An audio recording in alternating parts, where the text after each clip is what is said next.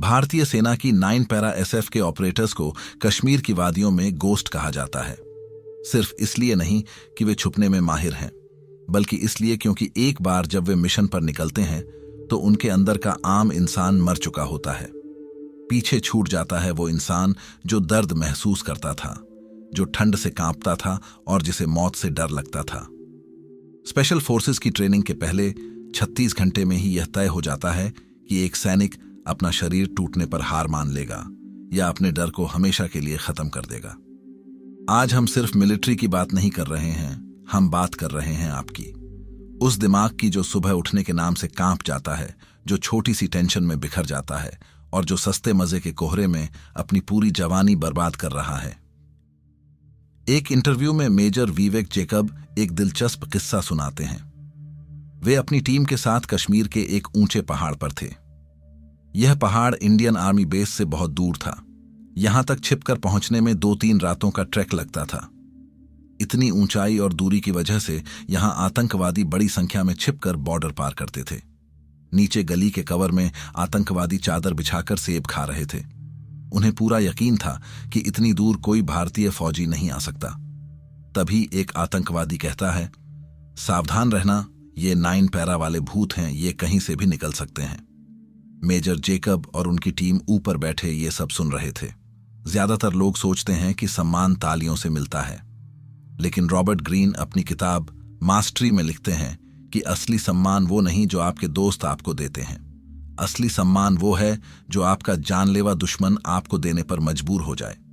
Military रणनीति के सबसे बड़े विचारक कार्ल फॉन क्लाउसविट्स ने एक सिद्धांत दिया था जिसे द फ्रिक्शन कहते हैं।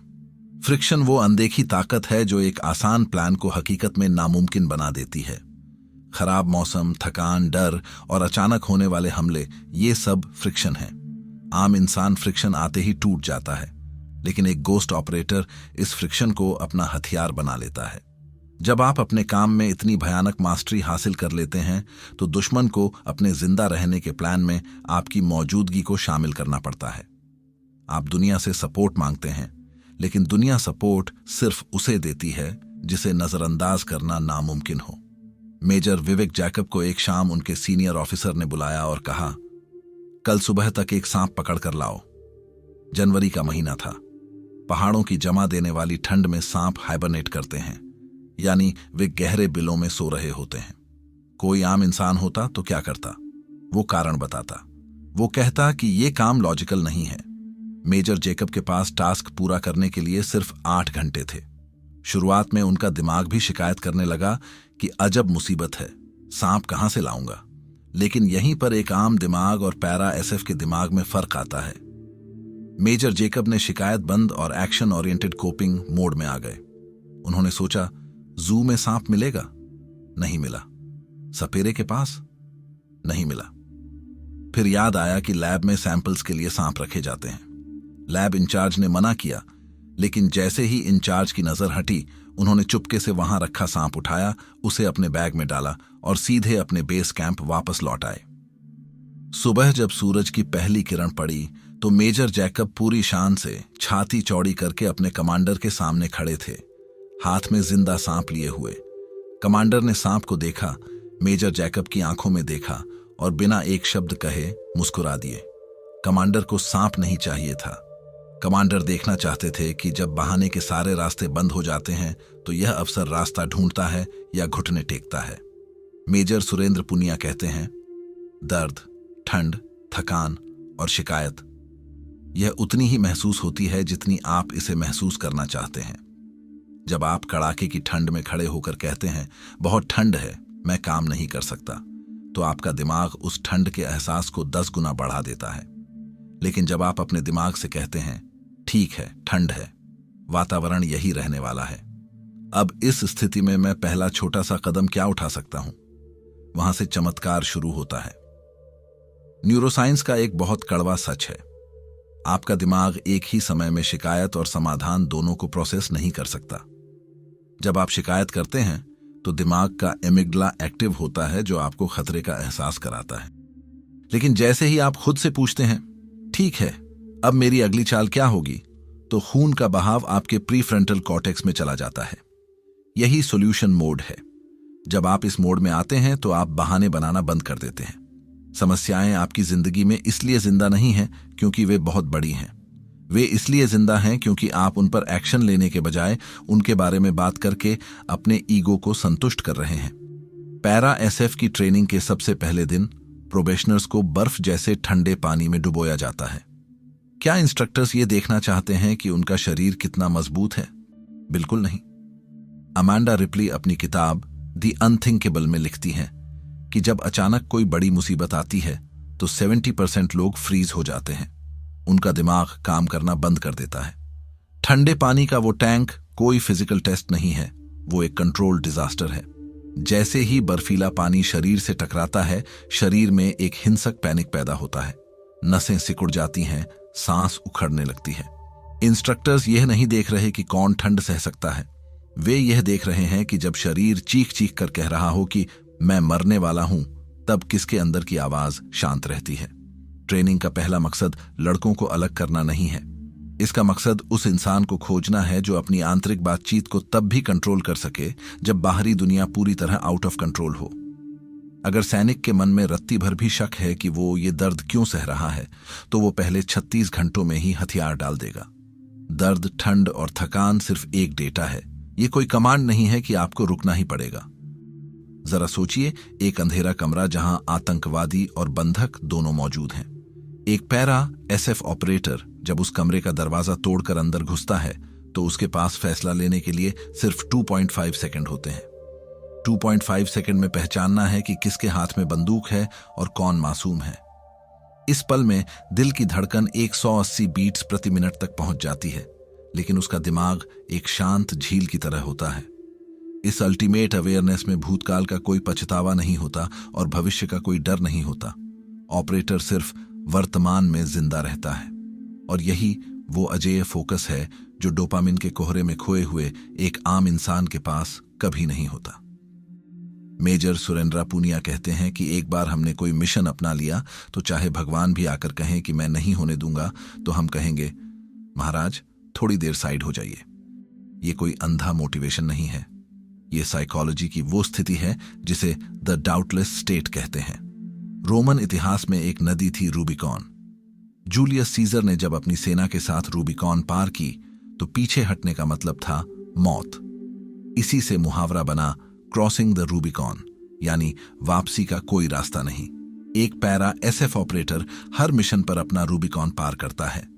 जब आपके पास पीछे हटने का, हार मानने का या बहाने बनाने का विकल्प ही खत्म हो जाता है, तो आपका दिमाग एक नए डायमेंशन में चला जाता है। एसएफ ट्रेनिंग के दौरान आप खुद को यह साबित करते हो कि आप सच में कुछ भी कर सकते हो। अधिकतम क्या होगा? जान जाएगी।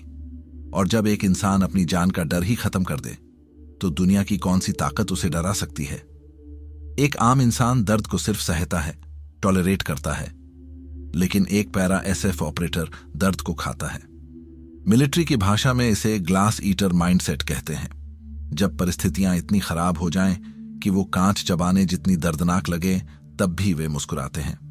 मेजर पुनिया कहते हैं कि जब बारिश होती है, कीचड़ होता है और ठंड हड्डियां कंपा रही होती है, तो एसएफ ऑपरेटर मन ही मन खुश होता है, क्योंकि उसे पता है कि इस मौसम में दुश्मन छिप कर बैठा होगा और यही उसके शिकार का सबसे सही वक्त है। जो इंसान नरक जैसी परिस्थितियों में भी अपने लिए फायदा ढूंढ ले, उसे आप कभी नहीं हरा सकते। डर सिर्फ एक इमोशन नहीं है, डर का सीधा असर आपकी आंखों पर पड़ता है। गेविन डेबेकर अपनी किताब द गिफ्ट ऑफ फियर में समझाते हैं कि जब इंसान डरता है तो उसका विजन नैरो हो जाता है, उसे सिर्फ खतरा दिखता है, समाधान नहीं। लेकिन बिना डर का इंसान कैसा होता है? जब डर खत्म हो जाता है तो मन इतना शांत और सतर्क रहता है कि मेजर पूनिया के शब्दों में एसएफ ऑपरेटर सामने वाले के चेहरे को देखकर बता सकता है कि उसके मन में क्या चल रहा है। डर खत्म होते ही आपके दिमाग की प्रोसेसिंग पावर 100 गुना बढ़ जाती है। आप चीजों को वैसे देखने लगते हैं जैसी वे हैं, न कि वैसी जैसा आपका डर उन्हें दिखा रहा है। सैनिक अपने सामने मौजूद मिशन और अपने साथ खड़े भाई के लिए लड़ते हैं। उनके लिए मिशन में असफल होने का मतलब है अपने आत्मसम्मान की हत्या कर देना। मेजर विवेक जेकब बताते हैं कि इंस्ट्रक्टर्स ने उनकी एक कमजोरी पकड़ ली थी। उन्हें लिखने का काम पसंद नहीं था। ट्रेनिंग के दौरान जब वे पूरा दिन कीचड़ में रेंगने के बाद रात की जमा देने वाली बारिश से बचने के लिए एक गड्ढे में छिपे थे, तब इंस्ट्रक्टर ने उन्हें एक मोटा हिंदी अखबार थमा दिया। आदेश था, कल सुबह तक इसे अंग्रेजी में ट्रांसलेट करके लाओ। जरा इस स्थिति को इमेजिन कीजिए। शरीर टूट चुका है, हड्डियां ठंड से सुन्न हैं, आंखों में नींद का जहर भरा है और एक मोमबत्ती की रोशनी में आपको बैठकर इंटेलेक्चुअल वर्क करना है। यह अंग्रेजी का टेस्ट नहीं था। इंस्ट्रक्टर दरअसल उनके दिमाग से थकावट के भ्रम को तोड़ रहा था। वह उन्हें यह महसूस करा रहा था कि जब तुम्हें लगता है कि तुम्हारे अंदर 1% भी ऊर्जा नहीं बची है, तब भी तुम्हारा दिमाग दुनिया का सबसे मुश्किल काम कर सकता है।